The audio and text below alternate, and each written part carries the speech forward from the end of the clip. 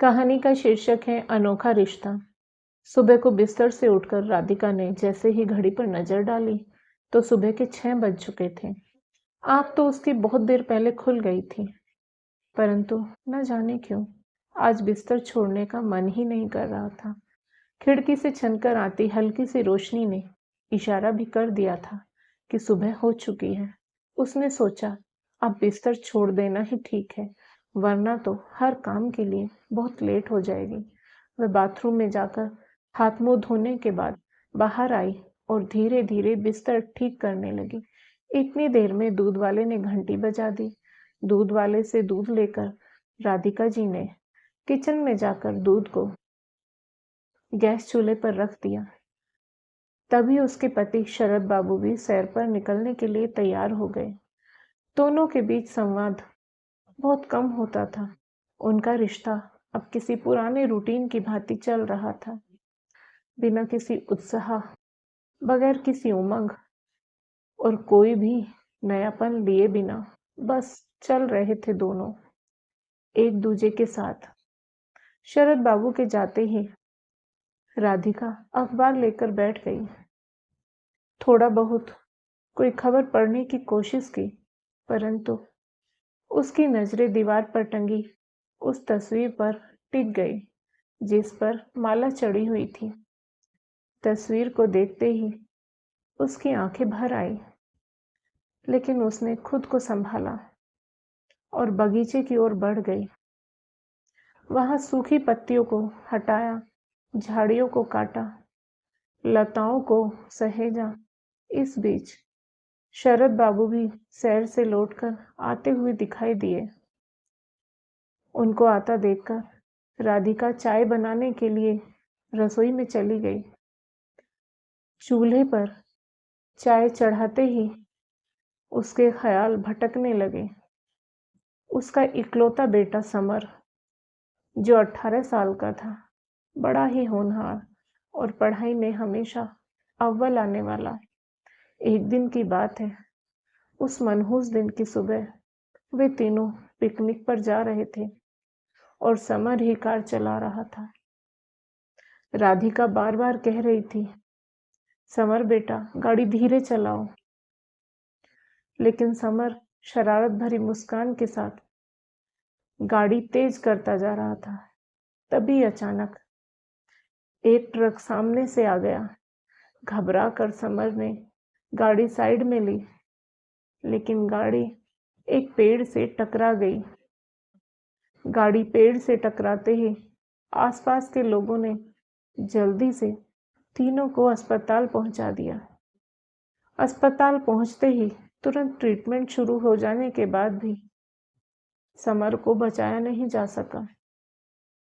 शरद और राधिका को सिर्फ मामूली खरोच आई थी, लेकिन उनके जीवन का सबसे बड़ा नुकसान हो चुका था। भारी दिल से उन्होंने अपने बेटे के अंगों का दान कर दिया। समाज सेवा का जुनून जो उन दोनों में पहले से ही था, उसने इस दुख को सहने की थोड़ी हिम्मत और राहत देने की कोशिश की। वह समय राधिका और शरद बाबू के लिए असहनीय था। बेटे के चले जाने के गम में महीनों उनकी आंखें सूखी नहीं थी। बेटे के बिना जीवन का कोई मकसद ही नहीं बचा था। स्वयं को संभालने के लिए उन्होंने पौधे लगाए और साथ ही शरद बाबू अड़ोस पड़ोस के छोटे बच्चों को पढ़ाने का काम भी शुरू कर दिया। परंतु शरद बाबू के भीतर का खालीपन कहीं ना कहीं हर वक्त उनके साथ होता था। तभी अचानक चाय उफनकर टी पेन से बाहर आने लगी और राधिका की तंद्रा टूट गई। उसने जल्दी से गैस स्टोव बंद करके 2 कप में चाय छानी और लॉन में बैठे हुए शरद बाबू के पास ले आई। शरद बाबू ने चाय पीते हुए कहा, राधिका, इतना बड़ा मकान और अब बस हम दोनों अकेले इस घर में। पड़ोस के बच्चे शाम के वक्त कुछ देर पढ़ने आ जाते हैं तो थोड़ी रौनक हो जाती है। हाँ जी, सोचा था समर की शादी के बाद बहू आएगी, पोते पोतियों की चहल पहल घर में होगी। लेकिन अब राधिका ने ठंडी आह भरते हुए भारी मन से कहा, राधिका, मैं सोच रहा हूँ कि क्यों न हम ऊपर का हिस्सा किराए पर दे दें। शरद बाबू ने सुझाव दिया। किराए पर? राधिका ने चौंकते हुए पूछा। हाँ राधिका, कम से कम घर में कुछ चहल पहल तो होगी, सुरक्षा भी रहेगी, और अगर हमें कहीं जाना पड़े तो घर खाली नहीं रहेगा। शरद बाबू ने पत्नी राधिका को समझाया। इसी बीच घर का मुख्य द्वार खुलने की आवाज आती है। दोनों देखते क्या है कि एक शख्स अंदर आ रहा है था। करीब 35 साल का आकर्षक व्यक्तित्व वाला वह व्यक्ति गेट बंद करते हुए उनके पास आया और बोला, नमस्कार सर। नमस्कार मैडम, मैं नवीन सिंह। सर, मैं आपका मकान किराए पर लेना चाहता हूँ।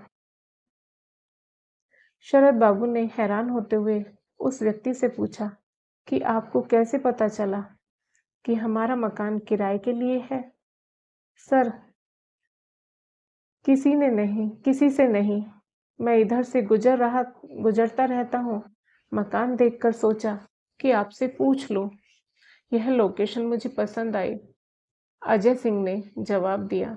शरद बाबू ने कहा, ठीक है, परंतु मेरी कुछ शर्तें हैं। जी सर, क्या? शरद बाबू ने शर्त रखते हुए कहा, घर में शोर शराबा नहीं होगा, टीवी धीमी आवाज में चलेगा, और रात को समय पर लौटना होगा। और हाँ, हम शाकाहारी हैं तो घर में मांसाहार नहीं चलेगा। किराया भी हमारे हिसाब से होगा। सर, मुझे आपकी सभी शर्तें मंजूर हैं। बस आप शिफ्ट करने की परमिशन दे तो मैं सामान ले आऊं। परिवार में केवल मैं और मेरी पत्नी ही हैं। अजय ने सहजता से कहा। कुछ ही दिनों में अजय ने शिफ्ट कर लिया और मकान में अपना सामान व्यवस्थित कर लिया। धीरे धीरे घर में रौनक लौटने लगी। अजय और उसकी पत्नी सोनम राधिका और शरद बाबू का बहुत ख्याल रखते थे। खासकर अजय, जो राधिका की हर छोटी बड़ी जरूरत का ध्यान रखता। एक दिन राधिका को बुखार आया और उसकी तबीयत बहुत बिगड़ गई। शरद बाबू किसी कार्य से 2 दिन के लिए शहर से बाहर गए हुए थे। उन 2 दिनों में अजय ने रात दिन राधिका की सेवा की। उनके माथे पर बर्फ की पट्टियां रखी, दवाइयां दी और हर संभव तरीके से उनका ख्याल रखा। सोनम ने यह देखकर अजय से पूछा कि अजय, तुम्हें इनसे इतना लगाव क्यों है? तुमने यहाँ इतनी दूर आकर मकान लिया, जबकि तुम्हारे ऑफिस के पास भी अच्छा घर मिल सकता था। आखिर राधिका जी तुम्हारी कौन है? अजय ने गहरी सांस लेते हुए कहा, सोनम, मेरी माँ है ये। सोनम ने हैरान होकर कहा, माँ? परंतु अजय, ये तो तुम्हारी उम्र की ही है। हाँ सोनम, मेरी उम्र की है, परंतु फिर भी मेरी माँ है। यह बोलते हुए अजय की आंखों में गंभीरता आ गई। उसने सोनम को यह सच बताते हुए कहा कि सोनम, जब राधिका जी और शरद जी के बेटे समर का एक्सीडेंट हुआ था, तब उन्होंने अपने बेटे के अंगों का दान कर दिया था। उसी में से एक किडनी मेरे शरीर में प्रत्यारोपित की गई है। उन्होंने बिना यह जाने कि अंग किसे मिल रहा है, यह महान कार्य किया।